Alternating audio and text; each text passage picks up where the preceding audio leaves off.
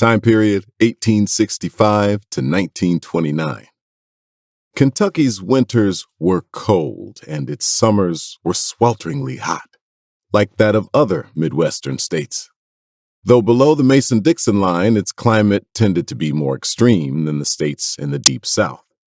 This was especially felt in the slave houses. Of course, comfort was not expected in the life of a slave in 19th century America. Young and pretty Millie, a 15-year-old recently freed girl in central Kentucky, found her life of servitude strenuous, even though her country had declared her free. Legally, she was not a slave, but her work in the house of the Jordan family wasn't much different. This story of the Manuel family begins just after the Civil War. John Manuel and Millie Beauchamp were born slaves, but gained their freedom while children.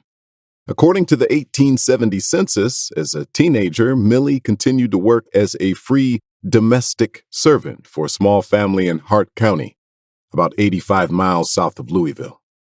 10 years later, she would be John Manuel's wife, living southwest of Louisville in Breckinridge County, next to the Wimp family, where John had lived as a young slave. The couple had 5 children: John, James Richard, Hallie, George Lee, and Joseph. Hallie was the lone daughter. At the same time and same place, the Casey family had become part of the story. James Mayfield Casey, known as Jimmy, and Matina Finney Casey were born slaves in Breckinridge County. Their first child was Edward, who married Matilda Perks in 1890. He, like his father, worked as a farmer. Together, they gave birth to and raised 8 children, the first of whom was Lottie in 1892.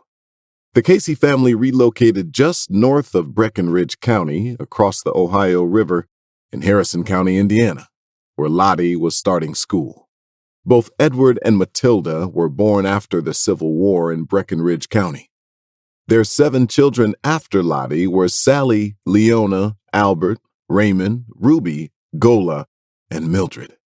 By the time that Lottie was in her mid-teens, the family had returned to Breckinridge, where George Manuel and Lottie Casey were married in 1909. Lottie was a slender and very attractive bronze-skinned young woman with a sweet and gentle personality. She was also strong, as her family faced the difficulties that the 20s, 30s, and 40s posed. George and Lottie had 4 children while in Breckinridge County. George, a handsome and somewhat stout man with a dark brown complexion, was remembered by his eldest son, George Edward, as athletic, hardworking, and short-tempered. That temper led to their permanent departure from Kentucky.